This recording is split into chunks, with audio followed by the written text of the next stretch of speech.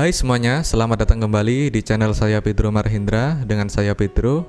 Dan kali ini kita akan membahas sesuatu yang bisa dikatakan lebih berguna untuk masa depan agar cita-cita lebih cemerlang.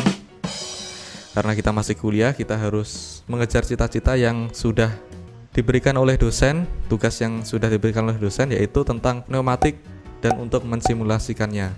Kali ini saya akan menggunakan fluid sim P atau fluid sim untuk pneumatik dengan sequence A-, A+, B+, B-, C-, dan C+.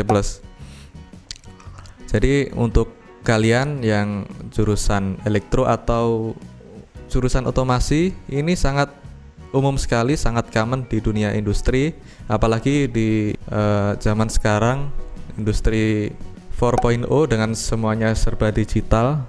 Bisa dikatakan untuk pneumatik ini sangat masih dominan mendominasi industri manufaktur dan industri robotika sebagai penggerak utamanya. Oke, langsung saja tanpa banyak basa-basi. Untuk sequence kali ini yang akan terjadi yaitu di sini ada 3 buah silinder, yaitu silinder A, B, dan C. Dan karena sequence-nya A-, A+, B+, B-, C-, dan C+, semuanya berjalan secara berurutan. Dan untuk A-, kenapa kok A-? Karena yang silinder pertama posisinya sudah di luar, dan untuk masuk kita sebut dengan min. Jadi min itu masuk dan plus itu untuk keluar. Jadi step pertamanya nanti akan masuk, dan step kedua keluar, step ketiganya B+ yaitu keluar lalu masuk, C+ nanti pertamanya masuk lalu keluar. Oke, gimana sih pertamanya cara termudah agar kita bisa mensimulasikannya atau bisa merangkai, karena ini kan sudah pre-rangkai, itu sudah dirangkai sebelumnya dan disimulasikan. Yang harus diperhatikan dahulu adalah output kontrolnya. Jadi di sini kan sudah ada output kontrol Y1, Y2, dan Y3. Dan di sini sudah ada namanya wave valve, yaitu menggerakkan dengan Y1, Y2, dan Y3. Karena di sini juga sudah ada valve solenoid Y1, Y2, dan Y3. Yang akan terjadi nanti ketika Y1 nanti bergeser, maka maka silindernya akan masuk, dan ketika Y1-nya kembali, maka ketika valve-nya kembali, maka silindernya juga kembali. Oke, langsung saja disimulasikan sambil saya jelaskan ya. Oke, sebelumnya kan ini push buttonnya belum ditekan, dan kita menggunakan listrik dengan tipe DC 24 volt. Kita ketahui bahwa untuk listrik DC kita membutuhkan tegangan dan membutuhkan ground 24 volt dan 0 volt. Ketika di sini masih terputus oleh push button yang belum ditekan, maka listrik belum mengalir dari tegangan tinggi ke tegangan rendah. Dan ketika start push button ini kita tekan, maka akan menggerakkan step 1, dan step 1 ini nanti akan menggerakkan valve solenoid dari Y1. Di sini menggunakan throttle valve-nya saya gunakan 1% agar untuk pengamatannya bisa lebih mudah. Oke, langsung di start. Nah, step 1 maka akan menggerakkan Y1. Di sini bisa diperhatikan di output control, fokusnya ke output controlnya dulu. Ketika Y1 bergerak, maka silindernya juga akan bergerak. Dan ketika Y1 ini nanti tidak dialiri oleh listrik, maka di sini wave valve-nya akan kembali, dan silindernya juga akan kembali keluar. Bisa dilihat. Nah, kan ketika Y1 ini yaitu wave valve-nya, valve di sini ada valve solenoid. Ketika bergerak kembali, maka silindernya juga akan kembali keluar. Dan yang dibutuhkan untuk rangkaiannya, karena kita kan menggunakan elektro, jadi bisa disebut elektropneumatik. Rangkaiannya yang kita fokuskan adalah kondisi apa ketika Y1 itu nanti teraliri listrik dan Y1 nanti terlepas, Y2 teraliri listrik, Y2 terlepas, dan Y3 teraliri listrik, dan Y3 terlepas. Nah, kondisi-kondisi tersebut yang bisa menyebabkan semua ini bisa bergerak. Bisa diperhatikan, tadi sudah mengamati output control. Di input controlnya bisa diperhatikan ya. Tadi S2, kenapa kok S2-nya tadi menutup? Karena di sini sensornya dari solenoid ini masih menyentuh dari sensor S2. Jadi S2 masih close. Dan ketika start ditekan, maka semuanya ini terpenuhi. S2-nya masih close, S4-nya di posisi dalam kan, di posisi di dalam tadi. Dan step 1 maka akan mengaktifkan step 1 yang sebelumnya tadi open menjadi close, dan step 2-nya tadi yang sebelumnya close dan mengaliri Y1.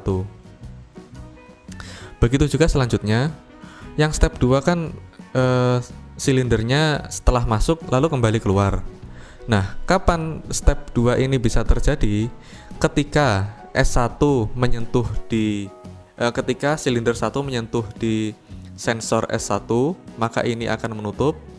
Dan step 1 tadi sudah terpenuhi, maka ini juga close, maka akan mengaktifkan step 2. Nah, step 2 tadi ini kan masih close, jadi teropen sehingga solenoid wave valve Y1, di sini ada valve solenoid, maka akan terputus sehingga akan mengembalikan di posisi semula. Jadi sebelumnya silindernya masuk dan aliran listriknya terputus, maka akan kembali ke posisi semula.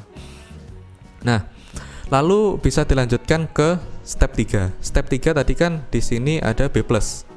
Bisa dilanjut. Nah, B+ berarti silinder B-nya keluar. Kapan terjadinya silinder B itu keluar?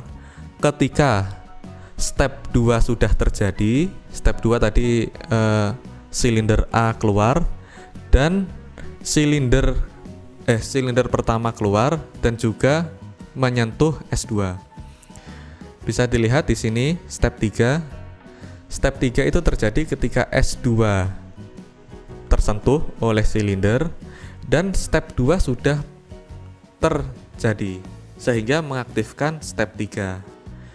Nah, ketika step 3 sudah terpenuhi, maka akan mengaktifkan solenoid valve yang akan menggerakkan wave valve-nya di sini. Nah, wave valve-nya sebelumnya adalah posisi masuk. Ketika digeser, maka wave valve-nya akan mengeluarkan dari silinder B. Nah, selanjutnya juga sama. Kapan terjadinya ketika step 4 ini terjadi? Step 4 ini bisa terjadi ketika step 3 sudah terlalui dan silinder B memenuhi atau menyentuh S3 yang ada di sebelah sini. Karena kan keluar. Step 3 kan keluar dan ketika sudah menyentuh S3 maka akan mengaktifkan step 4. Di sini bisa terlihat step S3 ini terpenuhi dan step 3 sudah terpenuhi. Step 3 yaitu B+, B-nya keluar, B+, dan S3-nya terpenuhi, maka akan mengaktifkan step 4. Begitu seterusnya hingga semuanya ini bisa terlalui sampai C+.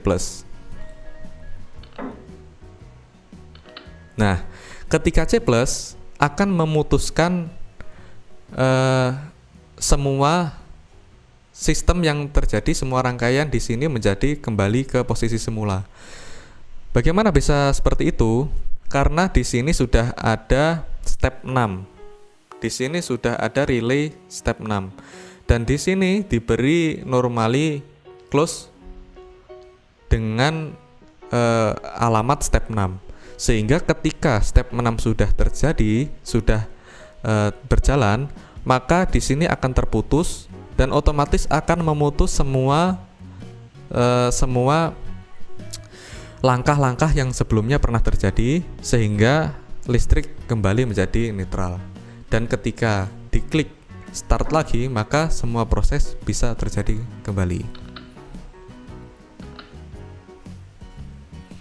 Untuk dalam aslinya, dalam kondisi yang asli, real di dalam manufaktur, biasanya juga tidak menggunakan 100%, karena itu nanti bisa mengakibatkan silindernya terlalu cepat dan bisa mengakibatkan kerusakan. Sehingga untuk penggunaan throttle valve itu sangat tergantung dari kebutuhan masing-masing manufaktur. Oke, sekian dari saya, Pedro Marhendra, mengucapkan terima kasih. Untuk pertanyaan bisa ditulis di kolom komentar. Untuk saya sekian, terima kasih dan sampai jumpa di video selanjutnya.